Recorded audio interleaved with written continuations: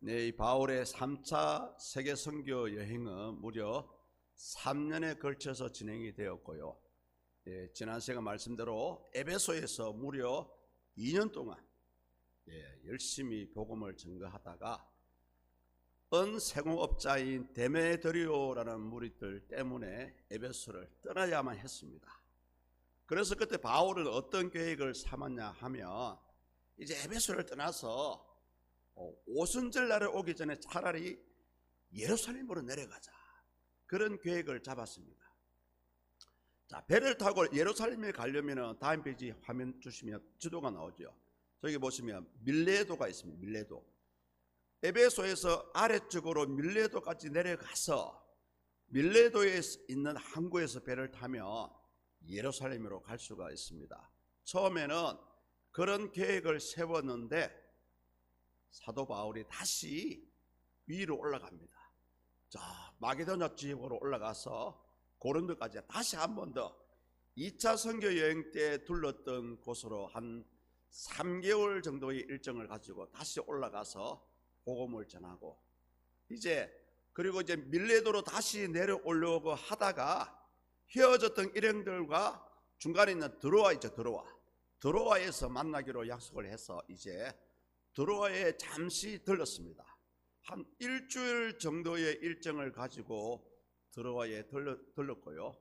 오늘 이 내용은 드로아에서 마지막 날 7일째 되는 날 주일날 그때 예배를 드리고 설교를 하고 이제 드로아를 떠나서 밀레도로 와서 배를 타고 예루살렘으로 가려고 이제 그렇게 준비를 하던 때였습니다.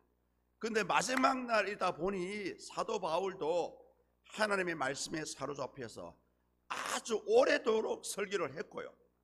무려 10시간 이상을 설교를 했습니다. 그리고 사실은 이 드로아 교회도 사도 바울이 개척한 교회는 아니지만 드로아에 있는 성도들이 너무나 말씀을 사모하다 보니 마지막으로 사도 바울의 설교를 듣고 싶어서 주일날 밤에 너무나 많은 사람들이 모였어요. 그러다 보니 그 당시는 지금처럼 유대인의 회당이나 우리 교회처럼 반듯한 예배당이 없었습니다. 그러다 보니까 교회를 다니시는 성도님들 집 중에서 그래도 넓은 집이 있고 다락방에 있는 집에, 오늘 본문으로 보면 3층까지 다락방에 있는 집에서 온 성도들이 모였는데요. 문제는 뭐냐 하면 너무 많은 사람들이 모이다 보니 앉을 자리가 없는 거예요. 자, 뜻하지 않는 사건이 벌어집니다. 3층 다락방에서 창문에 걸터 앉아서 말씀을 듣던 이 유도구라는 청년이 졸다가 갑자기 그냥 1층으로 떨어져서 숨을 거두게 됩니다. 자, 우리 다 같이 한번 7절을 한번 볼까요? 7절을 함께 읽습니다. 시작. 그 주간의 첫날에 우리가 떡을 떼려 하여 모였더니 바울이 이튿날 떠나고자 하여 그들에게 강론할세 말을 밤중까지 계속하매. 아멘. 이 7절을 보면 당시 주일날 어떻게 예배를 드렸는지를 우리에게 단편적으로 보여줍니다. 한 가지는 뭐냐 하면 떡을 뗀다는 말이 있잖아요. 떡을 뗀다는 말은 주일날 예배를 드릴 때 성찬식을 한다는 말입니다. 그리고 아울러서 그 떡을 뗀다는 말씀 속에는 성도들과의 믿음의 식탁 교제를 나누는 애찬이라고 그래요. 애찬. 성찬식과 애찬이 동시에 진행되는 그런 예배를 드렸습니다. 그리고 또 한 가지는 뭐냐 하면 예배 중에 말씀을 강론하는 그런 순서가 있죠. 오늘날처럼. 그런데 이때 이 말씀의 강론은 어떤 말씀이냐 하면 사도 바울이 일방적으로 무려 10시간 동안 혼자서 떠들고 제끼고 하는 그런 설교가 아니고요. 말씀을 전하면서 혹여 듣던 성도님들이 이해가 안 되면 서로 질문도 하고 대화도 하고 토론 형식으로 진행되었던 예배가 당시의 예배의 형태였습니다. 그런데 문제는 뭐냐면 이 드로아에서 마지막 날이다 보니 말씀을 전하는 사도 바울도 어떻게 하면 조금 더 성도님들에게 좋은 하나님의 말씀을 전하려고 하다 보니 뜻하지 않게 계획된 시간보다 말씀 전하는 시간이 점점 길어진 거예요.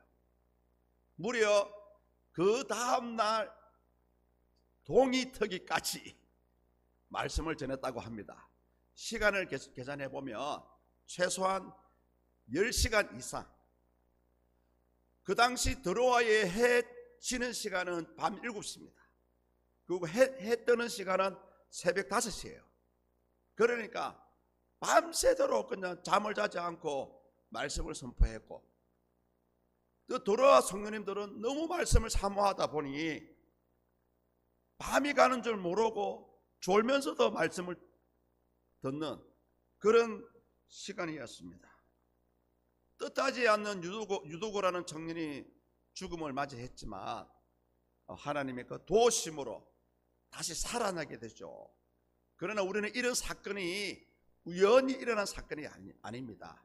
당시 유두고라는 청년이 삼장에서 떨어질 수밖에 없었던 상황이 있었습니다. 볼까요?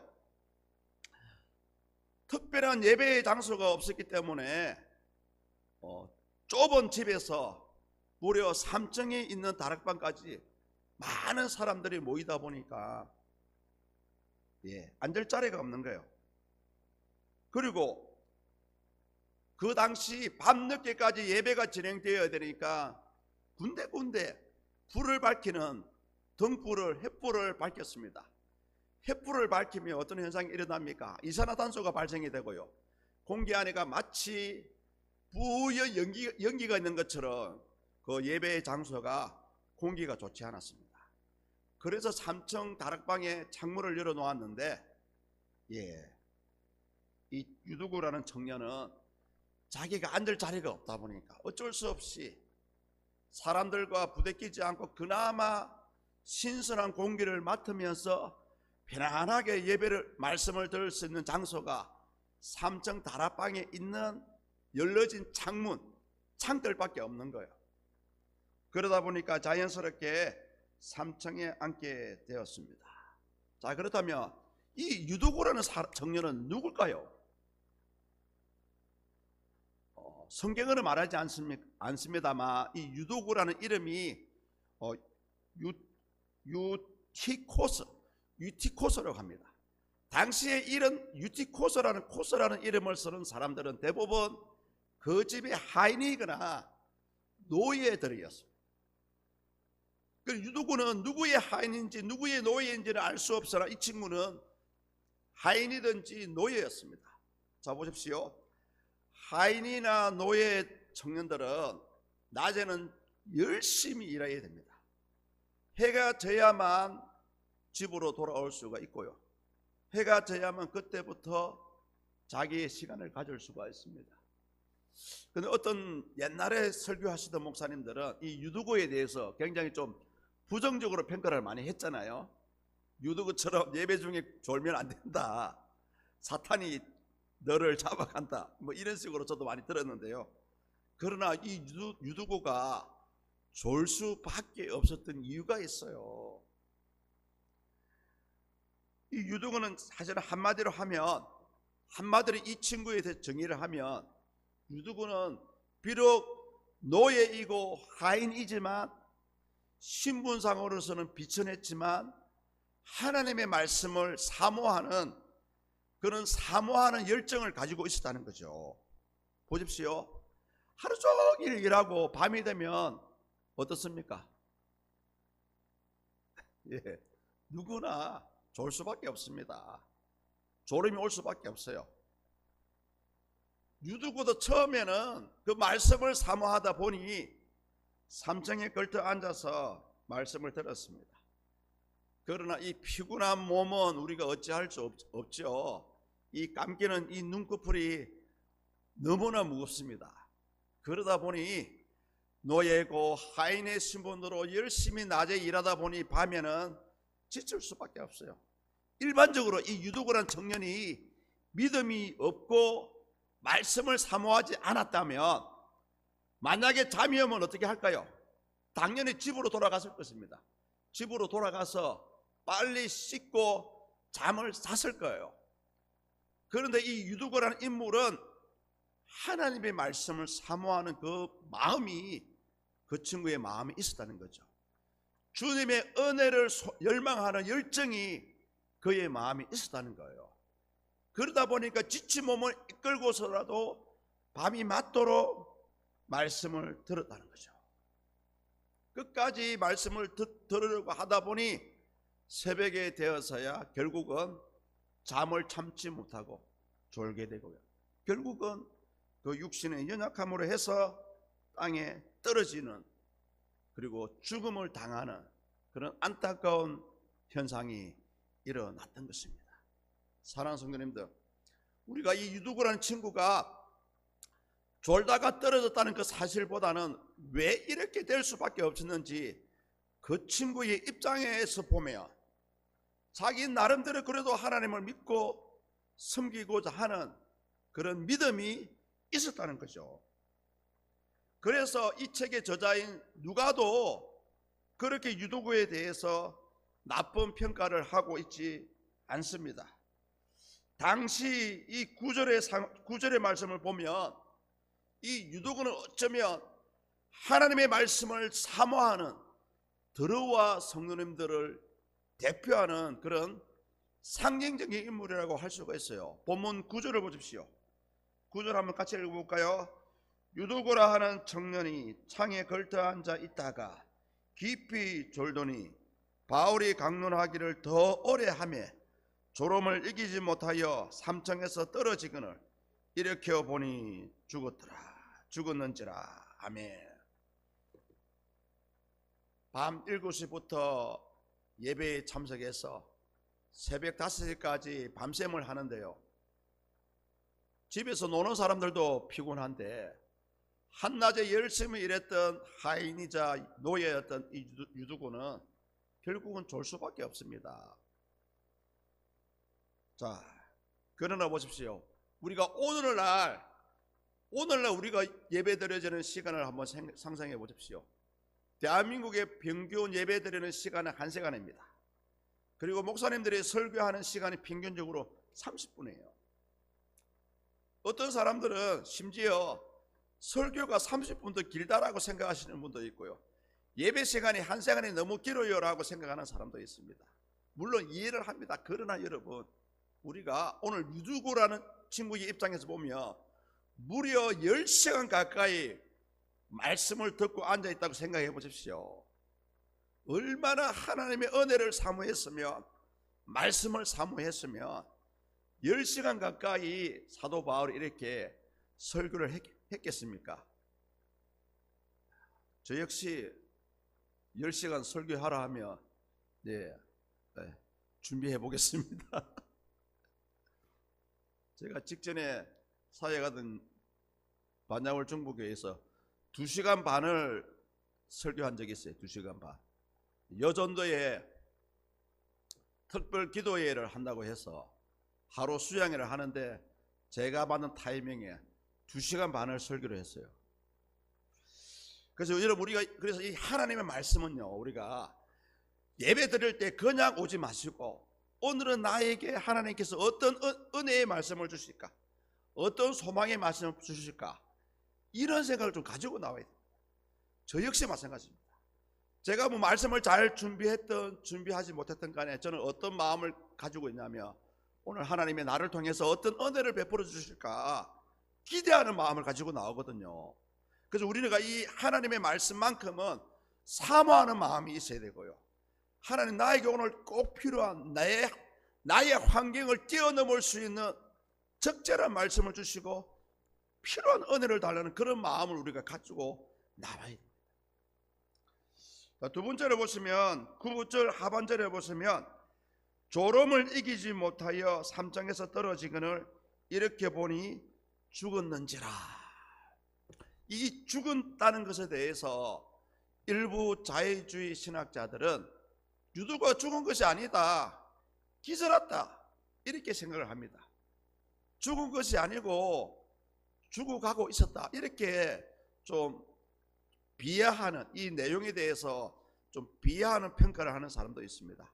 그러나 여러분, 이 사도행전을 기록한 사람이 누가고요? 누가의 직업이 무엇입니까? 의사입니다. 오늘 누가는 의사의 입장에서 이 사도행전을 기록하고 있어요. 의사인 누가가 유두구가 죽었는지라고 판단을 하면 죽었습니까? 안 죽었습니까? 확실하게 죽은 거예요.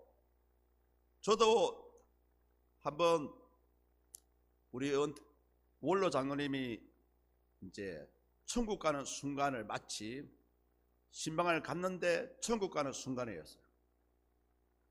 그래서 그때 이제 담당 의사가 오셔가지고 시간을 카운트를 하더라고요. 그리고 청진기를 딱 가슴에 대면서 이렇게 얘기합니다. 아무개 씨, 장로님 이름 부르시면서 아무개님 몇 년도 몇 월 며칠 몇 시 몇 분에 운명하셨습니다. 의사가 그렇게 판정을 내줍니다.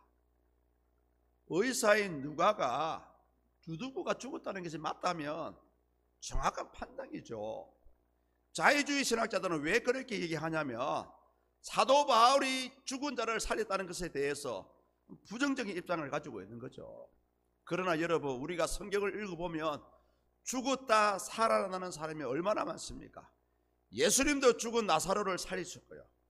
엘리사도 수넴 여인의 아들을 살릴 때에 오늘 사도 바울과 같이 그 아들의 몸 위에 올라가서 기도해서 살리지 않았습니까? 오늘 사도 바울도 이 유두구라는 청년이 사실은 뜻하지 않는 죽음이잖아요. 하나님의 예배의 자리에 나와서 죽음을 맞이한다면 사실은 숨겨져. 그러나 사도 바울은 무엇 때문에 유두구를 살렸는지는 모르겠지만 어찌되었든 유두구를 살리는 그런 기도를 하게 되었던 것입니다. 사랑하는 성도님들, 이 유두구의 이 땅에 떨어져 죽는 모습을 보고 우리는 우리 사람은 누구나 연약한 존재라는 것을 우리는 알아야 됩니다. 사람은요, 아무리 과학이 발달하고 아무리 사람이 권세 있고 부자라고 할지라도 결국은 졸음 앞에, 죽음 앞에 연약한 것이 우리 인생입니다. 오늘 유두구의 이런 모습은 오늘을 살아가는 우리에게도 보여주는 하나의 메시지가 되죠. 아무리 날고 긴다 해도 사람은 결국은 죽을 수밖에 없는 연약한 존재라는 것이죠. 자, 어찌되어도 오늘 우리는 이 사건을 통해서 과연 사도 바울은 유두구를 왜 살렸습니까? 그냥 그의 사명에 다해서 죽었다 생각하면 천국에 보내주면 되잖아요. 12절 보십시오. 12절. 사람들이 살아난 청년을 데리고 가서 적지 않게 위로를 받았더라. 드로아 교회를 위로하고요, 격려하기 위해서 하나님은 기적을 보여주었습니다. 이 사건 이후로 드로아 교회는 유두구가 살아나는 이 일 때문에 크게 부흥되는 부흥의 역사가 나타났습니다. 결국은 유두구가 죽었다가 살아나는 바람에 하나님의 복음이, 예수님의 복음이 더 잘 전해지는 그런 부흥의 기회를 맞이할 수 있었습니다. 오늘 우리는 이 사건을 통해서 오늘을 살아가는 우리 이 믿음의 신앙의 자세를 한번 돌아볼 필요가 있습니다.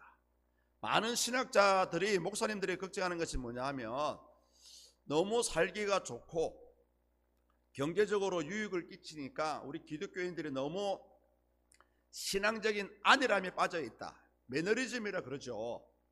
너무 안일하게 신앙생활을 하고 있다, 이렇게 평가를 많이 합니다. 그러나 여러분, 여러분의 신앙만큼은 철저하게 나와 하나님과의 관계입니다. 그래서 물론 내 주변의 사람도 중요하지만 가장 먼저는 우리 자신이 먼저 하나님 앞에 바로 서 있어야 돼요. 저는 가장 염려하는 부분이 뭐냐 하면 과연 우리 성도님들이 하나님의 이 구원의 은혜를 좀 귀하게 여기고 있을까, 그것을 가장 걱정합니다. 예수님으로 통해서 형통을 누리고 복을 받는 것도 필요합니다. 그러나 더 중요한 것은 뭐냐? 주님을 향한 우리의 이 진실한 마음만큼은 변하지 말아야 되거든요. 게다가 나에게 좋은 일을 주시고 형통을 주시는 것은 저와 여러분을 통해서 하나님께서 하고자 하시는 일이 있다는 거죠. 그래서요, 상반기 때에 이름을 못 적어내신 분들 하반기 때에 전도제사장들 이름을 빨리 적어서 주세요. 이름을 주셔야 제가 기도라도 해드리죠. 아니면 제가 대신해서 찾아갈게요. 사흘이고 나흘이고 찾아가겠습니다. 전도하지 않는 교회는 하나님께서 부흥을 안 주세요. 전도하지 않는 개인에게는 하나님께서 은혜를 안 주신다니까요. 현재 나에 있는 것으로 그래도 주의 나라와 영광을 위해서 우리가 복음에 전하는 길만큼은 변함이 없습니다. 특별하게 만나는 사람한테 억지로 교회에 대해서 얘기할 필요 없어요. 간단하게 그래요, 함께 천국 갑시다. 얼마나 좋습니까? 함께 천국 가자. 저 어제 전도제사장 만나가지고 그래서 함께 이제는 함께 천국 가야 되지 않겠습니까? 하니까 가만히 듣고 계시더라고요. 그 마음이 울림이 있는지 없는지는 모르겠는데요, 이제는 같이 천국 가야 되지 않겠습니까? 하니까 가만히 듣고 계시더라고요. 예, 성도님들 너무 전도하는 것을 어렵게 생각하지 마세요. 이거 하나 일상생활에 대해서, 일상생활. 사랑하는 남편에게 당신 죽으면 어디가 나랑 같이 천국 가야지. 얼마나 좋습니까? 여러분 자녀들 보실 때마다 그렇게 해주세요. 특히 명절을 당해서 집에 내려올 때 꼭 우리 엄마 아빠들 자녀들 머리 위에 손을 얹고 기도해 주세요. 하나님, 우리 사랑하는 아들 딸 주님의 복을 받기 원합니다. 믿음을 주시고 평생토록 주님을 떠나지 않도록. 우리 엄마 아빠는 나이가 들어서 먼저 천국 갑니다. 이들이 홀로 남았을 때 하나님 이들을 지키시고 보호해 주시고, 부모님은 자기 자녀에 한해서만큼은 안수기도 하셔도 됩니다. 다른 사람을 위해서는 하면 안 되지만 내 사랑하는 자녀들을 위해서 기도해 주시면 됩니다. 그런 축복 기도가 필요해요. 1년에 기껏 해봐야 2번 아니면 3번 만나잖아요. 그래서 왔니 밥 먹자 하지 말고 밥 먹기 전에 꼭 아이들, 아니면 식사한 후에 티타임 때 오늘은 내가 너희들 위해서 축복 기도를 좀 해줄게. 성경에 나옵니다. 어디 나옵니까? 야곱이 죽기 직전에 12아들을 모아놓고 기도해 주잖아요. 한 가정의 영적 가정은 부모님입니다. 교회를 나오시는 아빠나 교회를 나오시는 엄마가 그 가정의 영적 지도자입니다. 자녀들을 위해서 손을 놓고 꼭 기도해 줘요. 좋은 기도만 해요. 그걸 우리가 불신자들은 덕담이라 그러잖아요. 새해됨에 덕담을 해달라는 말을 하잖아요. 덕담 대신에 아이들을 위해서요, 꼭 손을 얹고 기도해 주세요. 그 기도가 어디 갑니까? 때가 되면 살아서 역사해요. 오늘날 많은 우리 믿는 분들이 이런 신앙의 이 매너리즘에 빠져가지고, 이 안일주의에 빠져가지고 신앙을 놓치는 경우가 너무 많습니다. 그러나 여러분, 우리 하나님은 성경에 예언된 대로 예수님을 이 땅에 보내셨고요, 성경에 예언된 대로 예수님이 십자가에 달리셨고, 성경에 예언된 대로 예수님께서 3일 만에 살아나셨고요, 초림하실 예수님이 그 예언수의 배로 다시 오실 예수님을 예언하고 있습니다.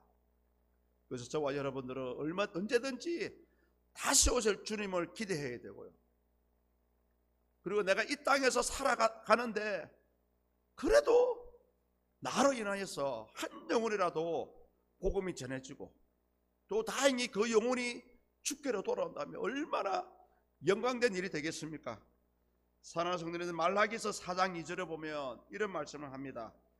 내 이름을 경외하는 너희에게는 공의로운 해가 떠올라서 치료하는 광선을 비추리니. 하나님을 경외하고 두려움과 떨림으로 하나님을 섬기는 자에게는 하나님은 오늘 유두고를 살리는 그런 기적을 오늘을 살아가는 저와 여러분에게도 베풀고 있다는 사실이죠. 사랑하는 성도님들, 오늘 이 유두구가 살아나는 사실을 통해서 다시 한번 우리는 하나님 앞에 연약한 존재입니다. 부족한 존재입니다. 그렇지만 부족한 가운데 나는 하나님을 경외하고 하나님을 따르겠습니다, 이런 믿음의 고백이 있을 때 하나님은 오늘도 내일도 모레도 변함없이 저와 여러분들을 선하신 길로 인도하여 주실 것입니다. 사랑하는 성도님들, 이 땅에 살아가는 것이 전부가 아니에요. 전부가 아닙니다. 형통하는 것이 전부가 아닙니다. 부자가 되는 것이 전부가 아닙니다. 더 중요한 것은 뭐냐?